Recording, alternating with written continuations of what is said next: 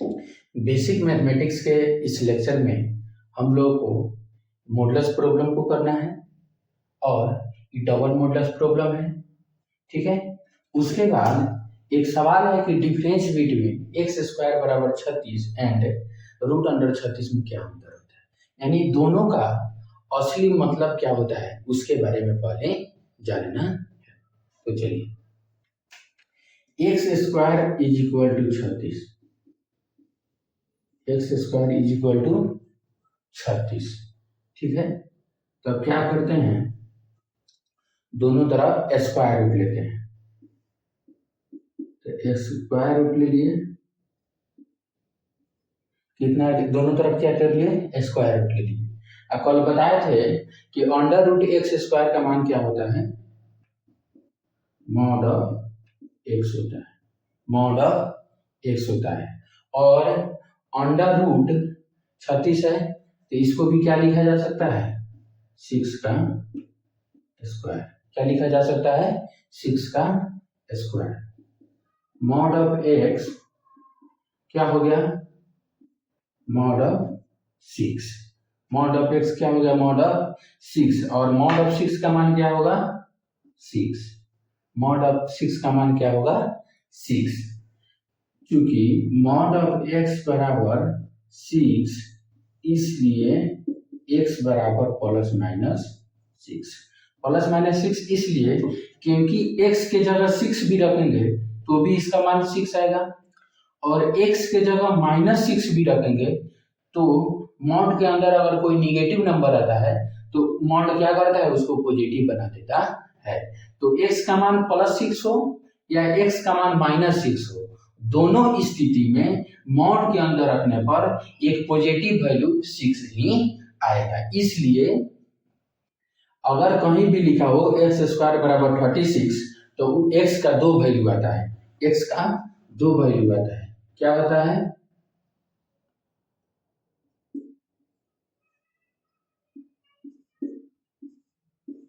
x का दो value, एक प्लस 6 और एक माइनस 6। लेकिन अगर अंडर 36 हो तो इसको क्या लिख सकते हैं, 6 का स्क्वायर, 6 का स्क्वायर। और अंडर रूट में कोई भी होता है तो अब मॉडुलस के रूप में बाहर आता है। तो कितना हो गया, मॉड ऑफ 6। मॉड ऑफ 6 का मान क्या होता है, 6। तो यहाँ एक single value, only one value आया, और यहाँ कितना, डबल वैल्यू, यानी दो वैल्यू आया।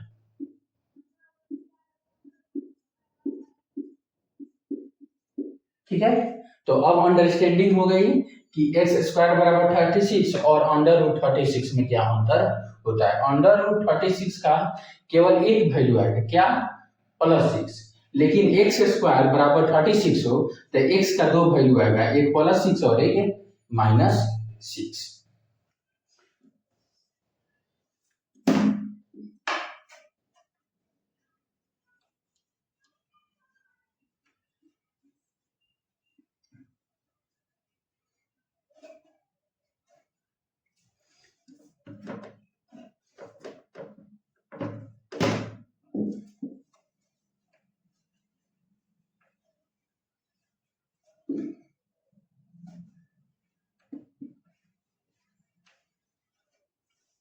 चलिए, अब फर्स्ट सवाल है डबल मॉडुलस प्रॉब्लम का, डबल मॉडुलस प्रॉब्लम का।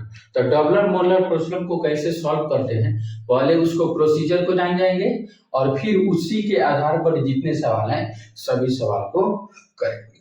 First problem, mod of x minus 2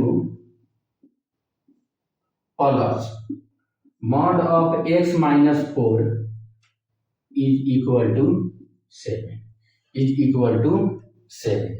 तो यह 2 पर 0 होगा, यह फैक्टर 2 पर 0 होगा और यह फैक्टर 4 पर 0 होगा। तो सबसे पहले क्या करेंगे, एक नंबर लाइन बनाएंगे, ये 4 हो गया और ये 2 हो गया, 4 हो गया और ये 2 हो गया। ठीक है, अब देखिए यहाँ केस लिया जाता है। केस कैसे लिया जाता है? फर्स्ट केस क्या होगा? x बिलोंग टू 4 से इंफिनिटी, यानी 4 से बड़ी कोई भी संख्या लिया जाए तो यह फैक्टर भी पॉजिटिव होगा और यह फैक्टर भी पॉजिटिव होगा। यानी 4 से बड़ी कोई भी संख्या लिया जाए तो 4 - 2 2 होगा, एक पॉजिटिव नंबर है, और 4 - 4 0 होगा, तो वो भी वह 0 के रूप में बाहर निकलेगा। तो यदि 4 या 4 से बड़ा, फर्स्ट केस क्या होगा? x बिलोंग टू 4 से इंफिनिटी, x बिलोंग टू 4 से इंफिनिटी क्लोज इंटरवल, और 4 पर क्लोज इंटरवल। तो 4 से एक फर्स्ट केस, फर्स्ट रीजन ये हो गया 4 से बराबर या 4 से बड़ा, तो फर्स्ट केस दिया गया। तो 4 से बड़ा या 4 से बड़ा या 4 के बराबर में यह रीजन भी पॉजिटिव होगा और यह रीजन भी पॉजिटिव होगा। तो यदि यह इसके मॉडुलस के अंदर का मान पॉजिटिव हो तो x - 2 के रूप में बाहर आएगा। बीच में प्लस का साइन है तो प्लस का साइन, और यहाँ भी 4 या 4 से बड़ा, तो 4 सबसे मिनिमम वैल्यू 4 हो गया, तो भी 0 होगा तो 0 के रूप में बाहर आएगा, निगेटिव नहीं होगा। और 4 से बड़ा होगा तो ऑलवेज पॉजिटिव होगा, तो जब पॉजिटिव होगा तो यह मॉडुलस से प्लस साइन के रूप में बाहर आएगा। तो x - 4 इज इक्वल टू 7, तो कितना हो गया? 2x - 6 is equal to 7, 2x - 6 is equal to 7, इसलिए x बराबर कितना हो गया? 7 + 6 बाई 2, इसका मतलब हो गया 30/2। तो x का एक वैल्यू कितना आया? 30/2।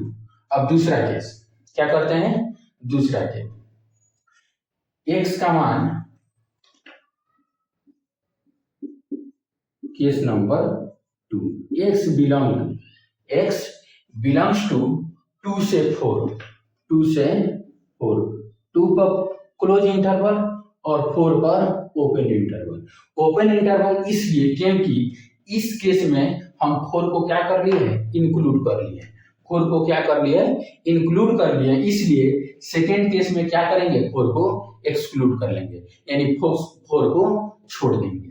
तो यदि 4 को छोड़ दिए तो 2 से बड़ा और 4 से छोटा, तो 2 से बड़ा के लिए मॉड के अंदर का यह क्या होगा? पॉजिटिव होगा। क्या होगा? पॉजिटिव होगा। और यहाँ 4 से छोटा है, 4 के बराबर भी नहीं, तो 4 से छोटा क्या है? -3 हुआ, तो -7 हो जाएगा। तो 4 से छोटे के लिए यह पॉजिटिव होगा और यह क्या होगा? निगेटिव होगा। क्या होगा? यह पॉजिटिव होगा और यह निगेटिव होगा। और देखिए यहाँ हम किस लिए थी? x का मान 4 या 4 से बड़ा होना चाहिए, तो यहाँ 13/2 आया, 13/2 आया, जो क्या है? 4 से बड़ा है, इसलिए यह सिलेक्टेड है। इसलिए क्या है? यह सिलेक्टेड है। अगला देखिए, केस नंबर 2। तो केस नंबर 2 के लिए यह पॉजिटिव और यह निगेटिव, यानी x - 2 minus x - 4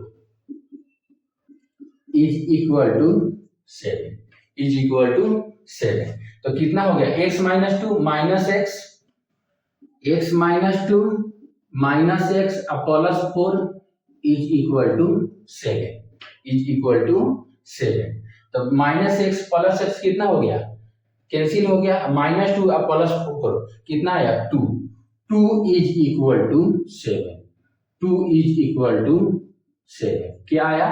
2 is equal to 7। लेकिन क्या होता है? दिस इज फॉल्स रिलेशन, यह कभी सत्य नहीं होता है। क्या है? दिस इज फॉल्स, यह क्या है? असत्य है। This is not true,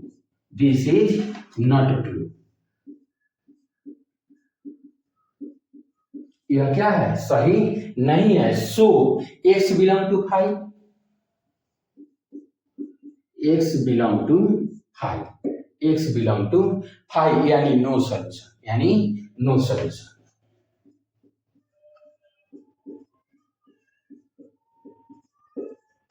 no solution का केस बन गया कौन, केस नंबर 2। इस रीजन में कोई आंसर नहीं है। अब केस नंबर 3,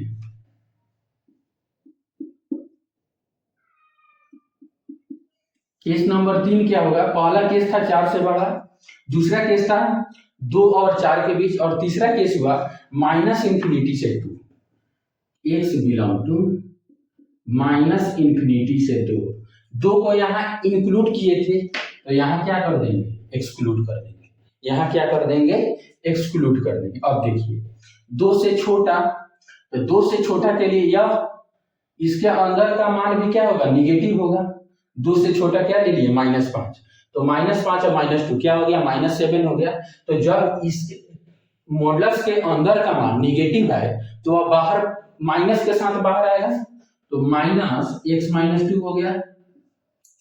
और यहाँ देखिए -इंफिनिटी से 2 है, यानी 2 से छोटा, 2 से छोटा 1 होता है, तो 2 से छोटा 1 हुआ था, 1 -4 -3 आया, यानी यह भी माइनस के रूप में बाहर आएगा। x - 4 इज इक्वल टू कितना हो गया, 7, इज इक्वल टू 7। चलिए, तो -x +2, -x +2 अब -x और +4 is equal to 7, is equal to 7। तो -x -2x अब +6 इज इक्वल टू 7, तो -2x इज इक्वल टू 1, यानी x बराबर -1/2, x बराबर -1/2, x बराबर -1/2, यानी x का 2 वैल्यू आया, एक x बराबर -1/2 और एक x बराबर 13/2, यानी x का 2 value. Clearly x belong to, particular value है तो कर्ली ब्रैकेट से लिखेंगे, -1/2 आपको 30/2, और यही क्या है, आंसर है कहाँ, -1/2 13/2। तो हमारे आंसर भी कितना है, x बिलोंग टू -1/2 13/2। इसी के आधार पर बहुत सारा सवाल है, सवाल को करेंगे और डबल मॉडुलस को कैसे सॉल्व करते हैं उसको आसानी से सीख जाएंगे।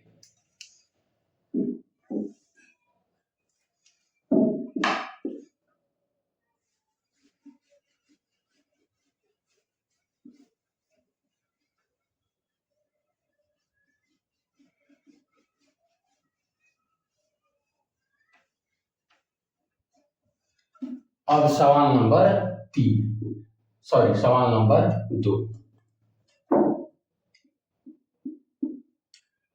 2 into x - 2 minus 3 into x + 4 is equal to 1। तो फिर क्या करेंगे, देखेंगे कि यह फैक्टर कहाँ 0 होगा और यह फैक्टर कहाँ 0 होगा, और नंबर लाइन बना देंगे। तो नंबर लाइन बना दिए, यह फैक्टर कहाँ 0 होगा, -4 पर, और यह फैक्टर कहाँ 0 होगा, 2 पर, यानी एक आ गया -4 और एक आ गया 2, एक आ गया 2। पहला केस क्या होगा, केस नंबर 1, केस नंबर 1 पहला केस होगा x बिलोंग टू 2 से infinity, x belong to close interval 2 से इंफिनिटी। पहला केस क्या होगा कि x बिलोंग्स टू 2 से इंफिनिटी। तो जब 2 से बड़ा कोई भी क्वांटिटी लेंगे, 2 ही ले या 2 से बड़ा ले, तो यह भी पॉजिटिव होगा और यह भी पॉजिटिव होगा।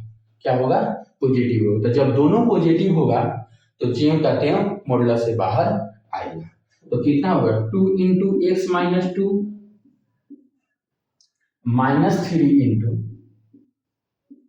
x + 4, x + 4 is equal to 1, is equal to 1। तो 2x - 4 -3x -12 is equal to 1। 2x - 4 -3x -12 is equal to 1। तो 2x और -3x कितना हो गया, -x कितना हो गया -x, और -4 और -12 कितना हो गया -16 इज इक्वल टू 1 तो कितना हो गया -x बराबर 1 और +16, इसलिए x बराबर कितना हो गया -70। x बराबर कितना हो गया -70। x बराबर कितना हो गया -70। हम क्या किए थे x बिलोंग टू 2 से इंफिनिटी, x बिलोंग टू 2 से इंफिनिटी। तो जब 2 से बड़ा होगा तो यह भी पॉजिटिव होगा और यह भी पॉजिटिव होगा। तो कितना हुआ 2x - 4 -3x - 12, ठीक है, और is equal to 1 -x 2x - 3x -x -4 और -12 -16 इज इक्वल टू 1। तो कितना हो गया -x बराबर 1 और +16 कितना हो गया 17, इसलिए x बराबर -17। और हम x का मान क्या लिए थे 2 से इंफिनिटी, और मेरा क्या आया -17, यानी यह क्या होगा डिस्कार्ड, सिलेक्टेड नहीं है, क्या हो जाएगा डिस्कार्डेड। क्या होगा डिस्कार्डेड का मतलब हुआ नेग्लेक्ट कर दिया गया।